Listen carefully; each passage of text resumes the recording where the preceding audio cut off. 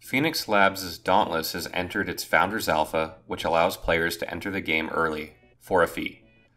With the closed beta set to begin on September 1st, you may be wondering what makes people pay money to get a free-to-play game. Let's dig into Dauntless a bit and see if it's worth it. How a cooperative big game hunting by an indie studio aims to challenge the Monster Hunter world. Defy extinction. Do battle against fearsome behemoths that draw their catalyst power from aether, consuming the world. Master the hunt. Hone your skills against unforgiving behemoths. Hunt together and capture glory. Craft your legacy.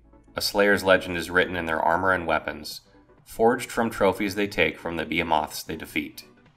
The Founders Pack program for Dauntless allows players to be early backers and guarantee closed beta access, as well as earn perks of different items and materials when engaging the deadly behemoths.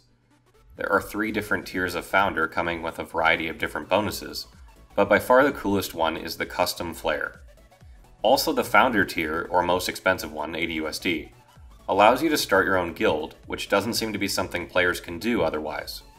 For players itching to jump into the role of Slayers now and take control of the Shattered Isles, the Founders Alpha is the perfect kind of monetization. You can invest in the game by backing it early, and get a discounted set of goodies that latecomers will pay more for.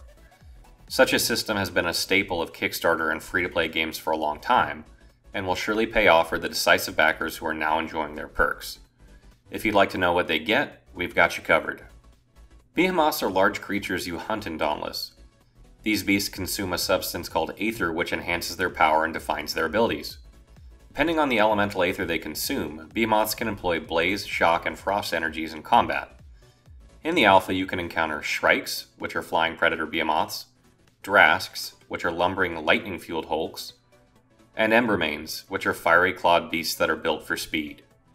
During the Founders Alpha, players can challenge these creatures in parties of up to 4 participants. As a Slayer, your mission is to hunt and eradicate these dangerous beasts who threaten the safety of everyone on the Shattered Isles. Also, in doing these hunts, players gain the necessary materials to improve their gear. Unfortunately, available character customizations are rather minimal to start with, and many of the player models look rather samey. If you are a champion, you receive more materials for every behemoth you slay, and if you paid for the highest Founder tier, you apply a stackable buff to your entire group that enhances all their drops as well. Players will soon discover the benefits of other Patreons and be happy others backed the project. The different weapon categories of Dauntless are available to any player and determine the fighting style and combo attacks. Slayers wield axes, swords, hammers, and chain blades depending on preference and style. Sometimes you may change weapons due to party makeup, as no single weapon type can provide every tactical option. Players will note that when using axes, hammers, and swords, they will roll to avoid being struck, but when you use chain blades, they dash. The dash feels so good too, and it immediately reminds you of Bloodborne. Multiplayer provides Slayers an opportunity to find synergies, take on roles, and create the ultimate monster-slaying party. You can find a match and fill your party very quickly and easily, and set off to share your experience in the field. This literally takes an average of 10 seconds to accomplish, and might be the greatest thing about the alpha.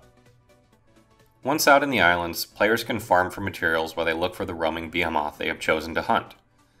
Materials are instanced, so you won't have to try to beat people to the chase, or whatever else you might need. It is strongly advised you spend some time farming before each fight, because once the fight is over, the hunt will end and you will be transported back to Ramsgate. When a party member finds the beast, they can deploy a flare that is visible from far away and will surely attract other party members to the rally point. It also leaves a handy marker on your compass, so even if you don't see it, you can just head in the direction of the now present marker. During combat, multiplayer effects such as buffs and revives come into play, as well as the dreaded aggro management. Behemoths increase in challenge and mechanic complexity, which leads to higher tier weapons and armor, which leads to even more difficult behemoths, and so on. Although it takes about an hour or 2 to really get into it, once you're going, it's not hard to see how someone could get addicted to this game rather easily. Returning to Ramsgate after slaying a behemoth allows you to open cores that net you rewards. This works similarly to the way the Cryptarch worked in Destiny. Cores rewards can be taken to Aethersmiths, who will add them to your weapons and armor to improve their abilities and appearance, or even grant new ones entirely. The more powerful the beast you slay, the more impressive gear you can craft from their trophies. Players can expect to be frequent visitors to the smiths as they apply their spoils to improve their beast hunting prowess or unlock new blueprints, much like players did with Neo. You will also find quests from NPCs in the city that charge you with gathering materials for inspection or have specific requirements of rare items. This is where the game will aim to make money with microtransactions, selling consumables that boost enemy drop rates and rarity. However, Phoenix Labs has assured us that these boosters are no replacement for skill, and we're inclined to believe them as you aren't going to be getting anything if you don't kill the beast, and that is not easy to do. Founders obtain lots of vanity items including forum and game credit recognition, but chroma cores and transmog stones are where it's at.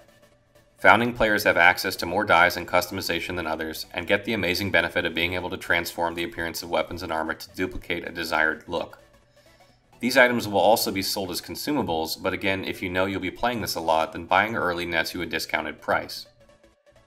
Should you buy the Founders Pack? Are you a fan of Monster Hunter?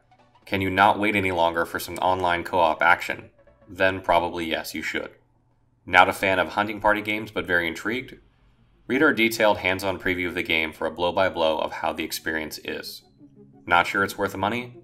Then wait it out, better to pay a bit more later than waste your money on something that wasn't quite for you. Stay tuned for more Dauntless coverage on through August and into September as we continue to play the Founders Alpha.